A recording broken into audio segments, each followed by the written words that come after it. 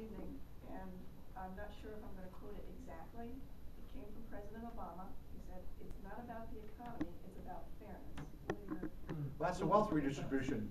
That's code about wealth redistribution, and I think you heard what I said about wealth redistribution. You know what's great about this country historically now? We've had immigrants come over, legal immigrants come over here, and work hard and not ask for anything. And number one, the ones that are successful, that built this country, that helped build this country in the 1900s, they came over here and they wanted to experience and be part of the American dream and the opportunity. And the first thing they did, they learned English. You know, if we're going to have immigration, legal immigration, of course I'm against that legal, I don't know what they understand about the word illegal. Number one, English should be the language.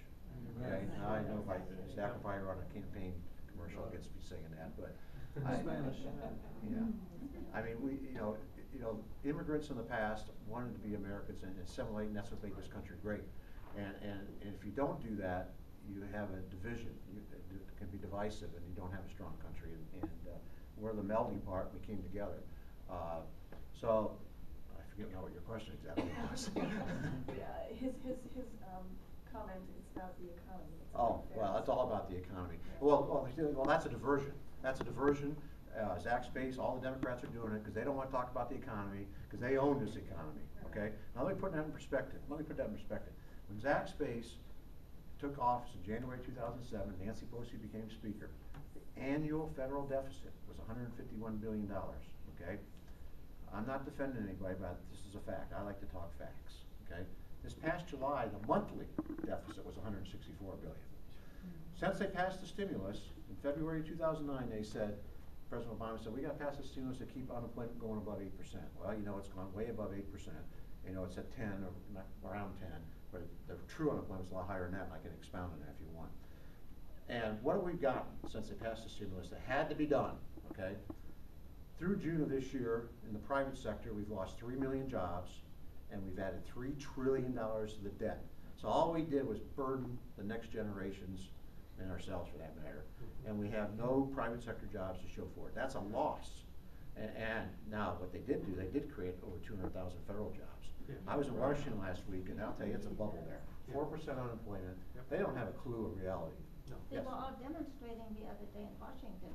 Those are all the employees there in Washington, you know, and minority type. Yeah. Yes, sir. Oh, ma'am, I didn't see you back there. I want to know, we need jobs in Ohio. We need jobs everywhere, but we need jobs in our state. And how do you feel about the free trade agreement? Okay. Zach is attacking me on free trade, okay? And I'm more of a proponent of fair trade, okay? And let me explain that a little bit. He's attacked me on NAFTA, okay? Well, and he says he's co-sponsored a bill to repeal NAFTA. Well, what's kind of funny about this, the President of the United States, he can open up to renegotiate NAFTA anytime he wants.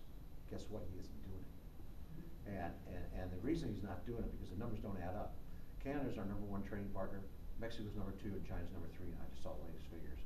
Okay, I went to the U.S. Department of Commerce's website, and mostly it's 2008 figures. And on Ohio manufacturing, okay, 26% of the jobs are dependent on exports. Okay, and I've had a lot of manufacturers here in the district tell me if NAFTA were to go away, they'd be laying off people. Let me finish. Okay, so now the thing that bothers me, two things. If there's a foreign government out there that's subsidizing a sector or an industry, okay, when those products come to our shores, we need to put a tariff on that immediately and level it up, because there's no American business can do it, or should be obligated to compete with a foreign government. Okay. Second, China. China doesn't let their currency float to market rates. That's unfair competition. Okay. So, but the problem is, it's pretty hard to play hardball with China when they're our banker, and that also everything goes back to this deficit spending. Okay. So, and then also the Department of Commerce with China. Well, I can't remember if it's China or just overall. Since NAFTA, well, I guess it's NAFTA. Since it's been fully implemented since 2003, we've gone from 200 billion surplus to our sales to almost 2 trillion. Okay, so the numbers don't really illustrate what Zach Space and the unions are saying. If they did, President Obama would be opening that up for renegotiation. He can do that, and he's not. So, now, here's the problem. People say, well, we've lost these jobs, and they're saying it's because it's bad trade deals. Well, here's what it really is. It's bad public policy, government public policy. Number one, companies gotta go and where they can produce a product and be competitive, okay, in the world market. We're in the world market, okay? And here's where we're not competitive. Two things that are really killing us. We have the second highest corporate income tax rate in the world, okay? Soon to be the highest. I think Japan's gonna lower theirs. And then we have a regulatory structure that punishes American businesses, that puts hurdles up, just like the example I gave you about the PUCO deal. That's a little example, but it's a big one. Things like that. And there was just an article here last week in the Wall Street Journal, for every $3 that's earned or spent, the businesses create, $1 goes for taxes and regulatory compliance costs in this country. That's what's making jobs go overseas, because we are punishing our businesses. And now they want to raise taxes on businesses that maybe are here in the United States but didn't do businesses overseas. We're going to raise the tax on. That's an issue I want to bring up. I forgot. You talk about how insane these people are in Washington, D.C. A few weeks ago, if you remember, Nancy Pelosi called them back to vote to spend $26 billion and had to bail out states on Medicaid and basically the teachers union. Okay, and what happened was interesting. Zach said, he put out a press release on that Monday, he's blasting me for not supporting it. It was just minimum of daily press release that he does on me. And he says that I don't support it. Well, he didn't ask me, but he assumed right. Got that, Wayne? Okay, so and then he says deficit neutral. Okay, now here's how it's deficit neutral. He said this $10 billion of that $26 billion is going to put new taxes on American businesses that happen to do business overseas. That's going to kill some jobs, I just guarantee it. But here's the real clincher. The $16 billion on that $26 billion is deficit neutral because in 4 years, they're going to cut food stamps, okay? Now, I don't really believe any liberal in Congress is going to cut food stamps, but here's the example. I know what Jimmy, how thrifty he is and how much he makes, okay? This would be like Jimmy goes, guys, I really want to go buy a boat so I can go out in the Ohio River, okay? But I don't have the money, so I'm going to go and convince somebody to loan me the money, okay? That's what the federal government did. They borrowed the money because they don't have it either.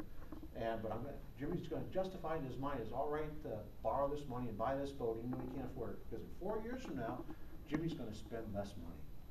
Does that make any sense?